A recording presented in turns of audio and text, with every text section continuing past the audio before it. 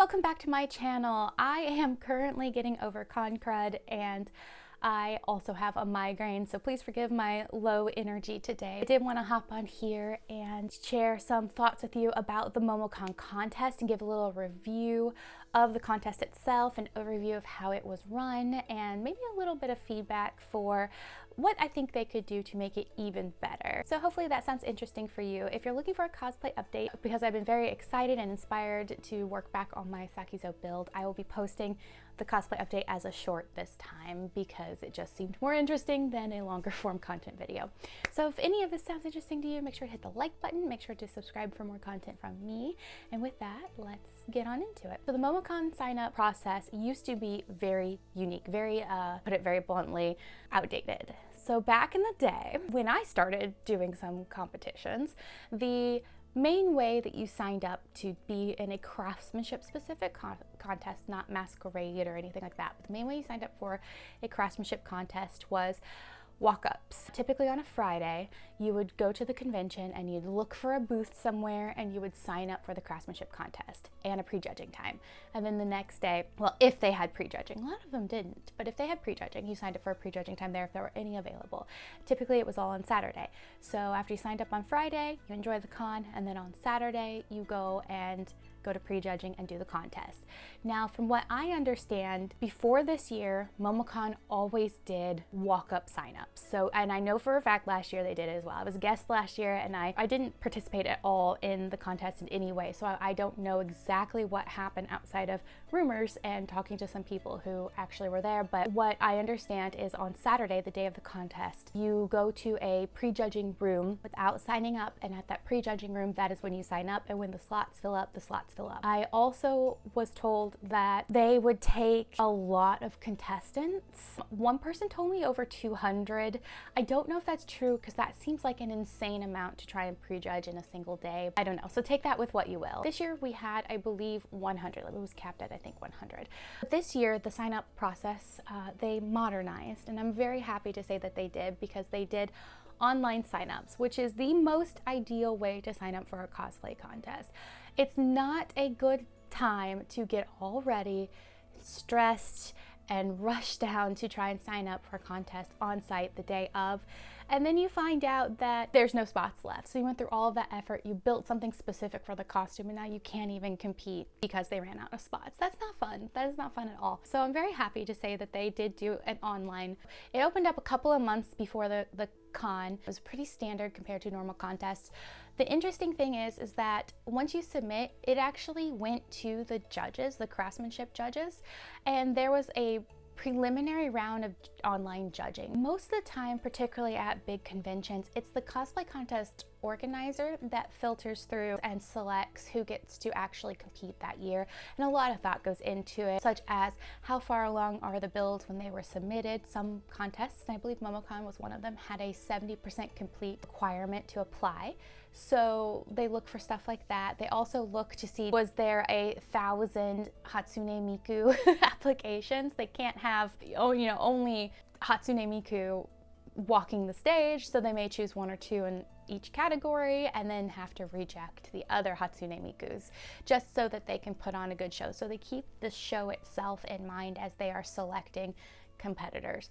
Now, I don't know if larger contests like Crown actually has their craftsmanship judges do a preliminary round of judging to decide who gets to go on stage. So I just don't know how common this is, but it was very interesting to know that the judges had seen my work at least once before I went into the prejudging room. I think it actually prepared the judges more in prejudging, since they were more familiar with my work and they were able to really hone in on the things that they wanted to know versus me just word vomiting my build process and hope I didn't miss anything. Normally I have an elevator speech prepared to describe everything from top to bottom, and I did not even need to do that prejudging. They honed in on what they wanted to know and asked very specific questions, so that was kind of nice. Once you get through the preliminary round, about a month before the contest is when you find out you're going to be in the contest, which is fairly standard for competitions. I think the bigger the competition, the more time you wind up getting. I think C2E2 you get a few months, but again, I'm gonna blame my migraine on this. I just can't quite remember all of the timing on everything, but you get 30 days or so at MomoCon once you find out you're in the contest, which is, I think, fair. I decided not to spruce up my Ravenna costume until I found out that I was actually in the contest. So you get an email saying that you're accepted. The interesting thing is that there was some confusion within the communication from here on out. So in the acceptance email, they say that you need to submit a digital build book, but if it's not ready, no worries, you can bring a printed build book in person the day of. Now, it is very normal to have a printed build book. Every competition I've ever been in required a printed build book, nothing digital, except for DragonCon. DragonCon, the Page to Stage specifically, so I don't know how the other contests run, but the Page to Stage specifically requested digital build books, and they had to be submitted a few days before the contest. According to that email, I could do either or at least that's how I interpreted it. And so I was still sprucing up Ravenna, and there was more things I wanted to add to my build book, so I did not submit a digital build book. I expected to do a printed one. I was working on Ravenna, and about 2 weeks or so before the con, we got another email asking us to sign up for a prejudging slot. The slots were split into hour blocks, and we had to select our preferred hour. That was a little unusual. I have not selected an hour block of time before. Normally they list out all of the 3-minute blocks and you just select them, or at least in the competitions that I've been in, but that's fine. My original plan, as I do with every competition, is I try to get the absolute latest time possible so that I can go straight from prejudging to the contest. Most contests only have a couple of hours between the last prejudging slot and the start of the contest, so I want that last one so I am fresh and ready to go, and I can just go straight over there. I don't have to worry about taking my costume off, and I can just go to the show and have fun. Well, I did that this time. I did not consult the schedule. I should have consulted the schedule before I selected my time slot, because the contest didn't start until I think 8:30. So I needed to be in my costume super early, go to prejudging, and I wound up being in my costume for over 10 hours. It was not a good time. Ravenna is very comfortable, but there's only so much that my body can take with that kind of corset, because the front plates are so stiff. I can't bend every way that my back wants to, so my back got sore. The wig is a little heavy, so my head gets a little sore. It's just not so fun to be in costume for that long. Next time I will actually select an early morning slot on Saturday so that I can get out of costume for a few hours, because I don't want to do that again. I was very surprised to see that they had prejudging on Friday as well. That's interesting. I appreciate the fact that they gave the judges enough time to go through all the contestants and not have to rush anyone. I did not run out of time with the prejudges. It happens a lot where it feels like you're rushed towards the end of the contest. It never fails. Prejudging always goes over, so you feel a little rushed at the end, particularly as a judge, but knowing that it was split up into two, I thought that was nice. I personally would never want to do that. It's a lot of stress for 2 days in a row, getting dressed, going to prejudging, and then having to get dressed again the next day. I just personally wouldn't do that, and I'd feel like I'm losing out on more of my convention time by doing it that way, because now I'm spending half a day doing prejudging on Friday and then half a day or more doing the contest on Saturday, whereas I could just lose out on 3/4 of my day on Saturday and be done with it all at once. I don't know, it just feels like I'm losing more time even if I'm not. So they have prejudging on Friday and Saturday, so I did get my slot, and then we got an email a couple weeks later saying that digital build books were now due on the Tuesday before the con, and that if we needed to confirm our time slot, we could physically go to a room and talk to someone and they would show us our time slot, which is very strange. Every other competition I've ever been in would send me an email saying this is your time slot and would confirm it for me, so I know exactly when I needed to be there. Very shortly after that though, we got a follow-up email saying that we could access this link and confirm our time slot, and I was very surprised when I logged in and saw that my time slot was for the full hour, and there were several other people for that same hour, meaning that they did not give us individual 3-minute time slots. They gave us a chunk of time. We'll go in line the way that we show up, and that's that. I don't like that at all. That was very unique to this competition. I've never had it happen that way. My confirmations have always been, your time slot is 1:30 to 1:33 or something like that.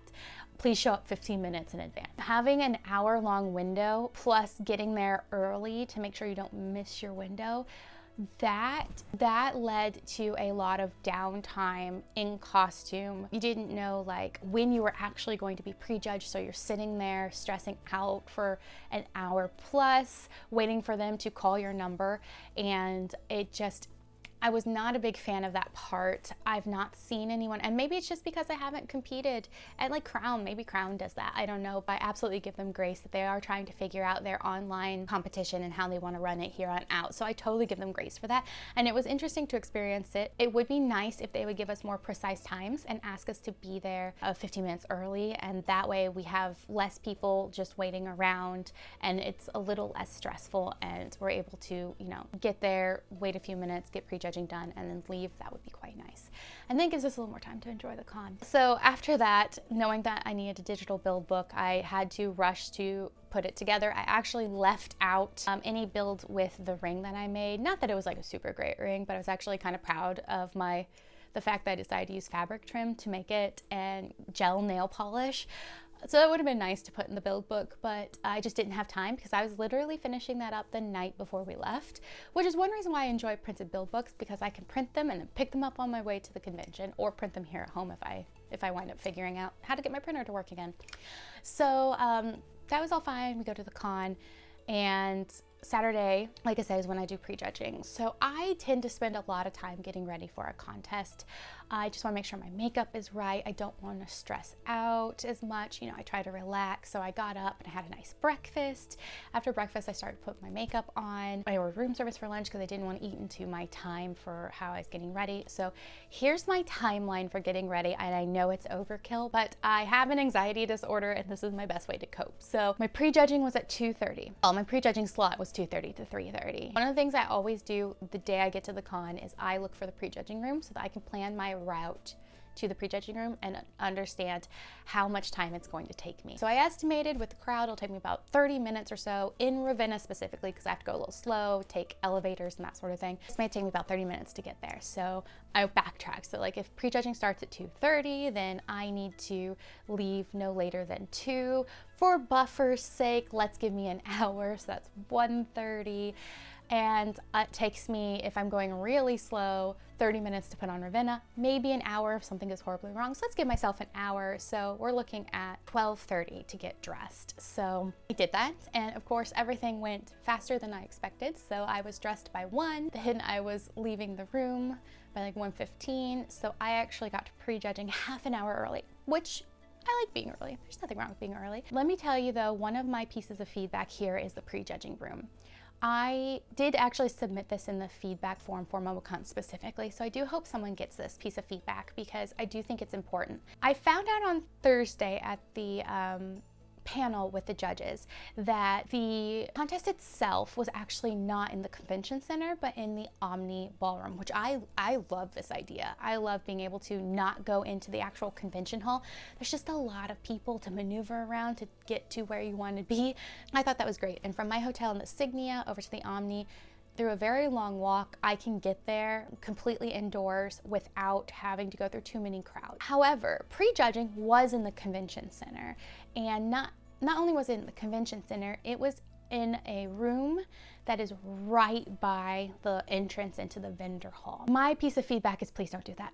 Is please put the room somewhere else, because as a cosplayer, particularly on Saturday. Saturday is the busiest day of a con, particularly for the vendor hall. And with all the broken escalators that this convention hall had, there were massive crowds of people that I had to maneuver through and keep my costume intact. It really doesn't sound like it should be that big of a deal. For Ravenna, I could get stepped on. I could have my costume hit hard enough that maybe one of the skulls come off the side, or someone kind of backs up into me and scratches up my front plate. On the way there, someone with a prop wasn't paying attention and they sort of were twirling it in their hand and it almost hit my crown. I like stopped and ducked just in time to keep them from knocking my crown off, which could have broken it.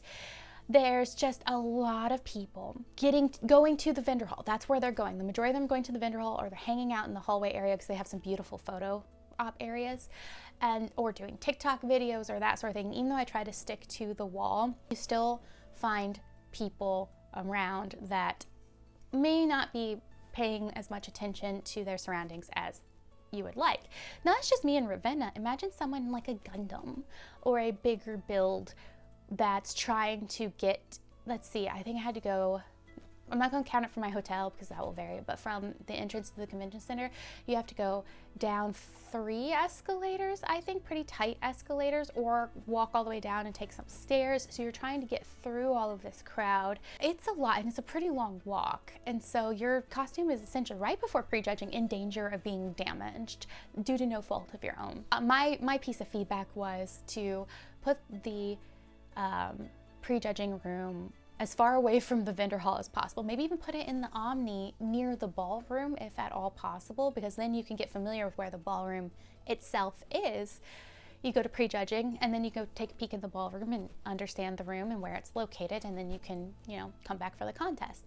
So I just think that would be nice to just not have prejudging where I have to fight through a crowd. Prejudging was very interesting. So it was this little room tucked away to the side, and then across from that, they had the prejudging waiting area. Then they had the cosplay like medic center, which I thought was really great. It was ran by the Foamery, the best cosplay repair area I've ever seen. They had everything. They helped you fix it. I actually broke my ring, and I went in there, and the girl helped me pick the right glue to fix it, and then she glued it for me, and it never fell apart again. So good. I really liked, and I liked that the cosplay repair station was next to the prejudging booth, which I think is probably the reason why they had the prejudging right there. So right before prejudging, if anything goes wrong, you can fix it. At other conventions, I often see just like an individual cosplay medic walking around helping people repair things. So I do like that, and I do think it makes sense that the cosplay repair station was outside the vendor hall, since there's a lot of cosplayers going into the vendor hall and probably getting damaged. So it makes a lot of sense. It's just that I think that the room needs to move. So I went up to the prejudging area, and I went to check in 30 minutes early, and they told me to come back in 25 minutes. So I went across the hall through the crowd to the prejudging waiting area, which was quite nice. There were some places to sit. You could feel the air conditioning in certain locations.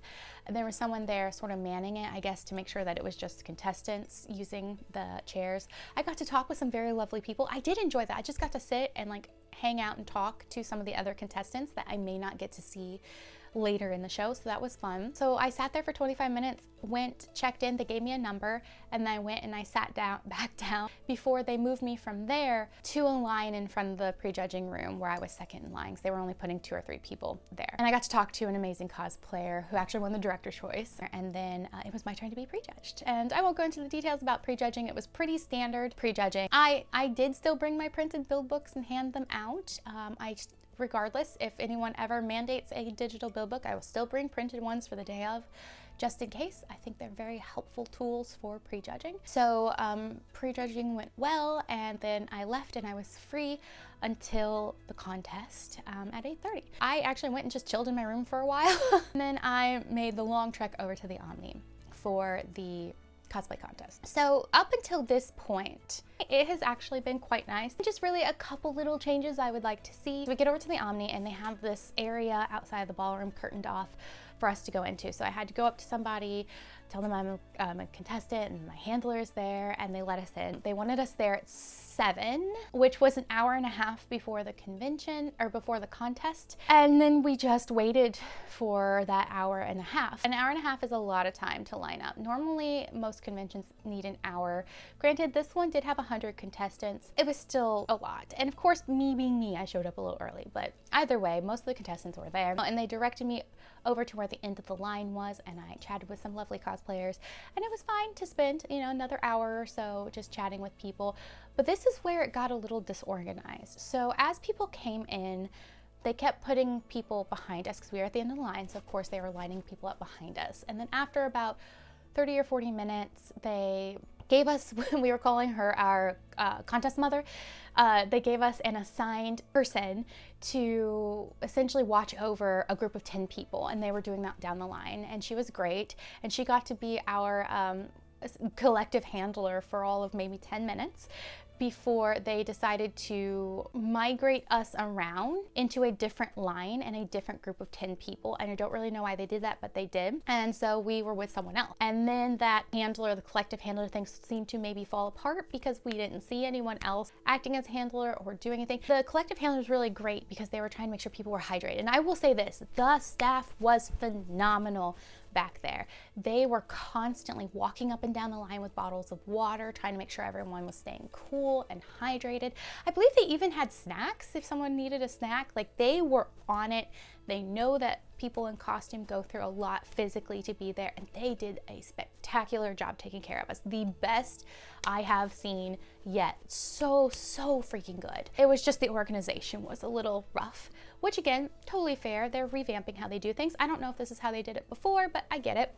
So essentially what happened was, after they shuffled us around again, our collective handler sort of like disappeared. I think that they decided not to do that, and then they had one or two individual people walking up and down the line making sure everyone was okay, and then they were pulling people and assigning them numbers. So that took a really long time. That probably took over an hour for them to assign everyone a number. They were just asking people, do you have a number yet? And then they were pulling us up into this little cuppy area. They were assigning us a new number, not the same number we had at prejudging, a new number, and then they were putting us in line of those numbers. We stayed in that line until we walked on stage. I think they could do this a little cleaner next time. There's a couple things here. So backstage, we were not in any sort of particular order. In every other contest I've ever been in, I've judged in anything, they've broken it up into categories. So all the novices are together, all the journeymen are together, and all the masters are together.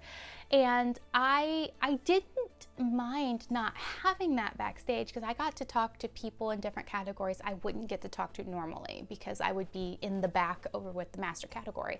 But I got to talk to some lovely novices and journeymen that were fantastic, and I absolutely adored that I got to speak to these people. So I thought that was really great. But I think that led to some of the disorganization backstage. If they want to keep it like this so that we're not separated into our categories, then I think that the number they gave us at prejudging should have forever been our number, because that was logged into a spreadsheet at prejudging, and then they were changing that number but backstage behind the show to match the new number. But if they would have just kept us in that number and then had everyone line up according to their number from prejudging, and then if people forgot, they could consult the person who had the laptop to get their number back, we wouldn't have had to shuffle a couple of times. We wouldn't have needed the hour to reassign people numbers and that sort of thing.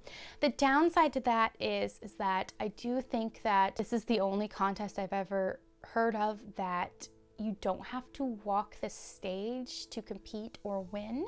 I don't even think you have to be there for the competition to potentially win a prize. Or at least that's what some of the contestants were telling me. If that's the case, that's incredibly unique. And if they want to keep it that way, so maybe they reassign numbers because of that. But I'm thinking that the way that they could still accommodate that is in check-in. They can check everybody off, and then at the end, like, have the normal list with their numbers, and then check off the people who aren't there. So when we check in, they put a check mark next to us, and then the people who aren't there, before they give the list to the MCs, they just cross off the people that will not be walking. So I think that's a pretty easy fix. It would probably be less work on the volunteers' behalf if they did it that way, and a bit less disruptive backstage. But they got us in order. We got our numbers, and we went and we walked the stage. It's pretty standard stage. The judges were on stage, which you do see at a lot of the larger competitions off and on. I think it's a practice that doesn't happen as often anymore. Most of the time, the judges are at a table in front of the stage, but the judges were on the stage. We were told we were not allowed to interact with them in any way, which is a fantastic rule to have. We were given 3 poses, which they had 3 X's on the stage for us to hit, which was fantastic. So we got to walk on, pose, walk to the middle, pose, and walk over in front of the judges and pose, and then walk off the way we came on. That was fine. It's quite nice to have 3 poses and have the time to really show off our work. Last 2 competitions, which was Tampa Bay Comic-Con, and then before that, MegaCon Orlando. Tampa Bay, we got 1 position and I think 15 seconds, and then MegaCon ran so late due to no fault of the competition runner that we only got about 3 to 4 seconds on stage, one spot. So I like that. I like that a lot. I like the way they had it set up. The walk up to getting on stage and off was really long, so we had to walk all the way over to the other side and then walk off. And they had a ramp set up for everyone, which was super great for those who need the ramp access. It ran quite well outside of some struggle with pronunciations, but other than that, I thought that was quite nice. The awards were nice as well, because you got up on stage, they directed you to go all the way over. Everything from then on went perfectly well. I have no qualms about it. It was pretty standard. So all in all, I do think that MomoCon is a great contest to compete in, and I think that they've made excellent strides in the right direction to make this one of the great competitions out there. I think it is in the running to be one of the best and most respected, but it is definitely on par to be one of the greats. So I think that when you get, through Crown and Pole Mat and Masters of Cosplay, you start looking at individual non-circuit competitions, MomoCon is a great one to do. And I think next year they'll probably tweak it more to make it run a bit more smoothly for prejudging and and backstage. They're on the right track, and I absolutely look forward to competing again and maybe someday judging, which would be awesome. So it's absolutely going to remain in my competition lineup of things that I want to do in the future. I absolutely want to compete there again, and I have my next build picked out for it, but it all depends on how fast I can pull off Sakizo. And I have a group build I should be doing here as long as everyone commits to it. And then I'm going to launch into my whole mat builds next year. So it all depends on how fast I can get done. It just may not be a next year thing because I think I want to do whole mat 2026, and to do that I have to start on those builds in January, no later than that. So yeah, I hope this is helpful for everyone who competes, and I think I'll do this again for the next competitions that I do. I like to do an overview of my experience at the con like I did last week, and then I do think that the inside information from a competitor level can be helpful, because I know at least for someone like me, I look for that information. So hopefully this is helpful to you or anyone you know that will be competing in the future. This is the information I was looking for and could not find anywhere. Of course, it is completely subject to change because who knows what they will do next year, but I do think they're on the right path for making this a really good competition. So with that, I hope you like this video, and subscribe for more content from me, and I'm gonna go take some ibuprofen and lay back down. So I will see you in my next video. Bye.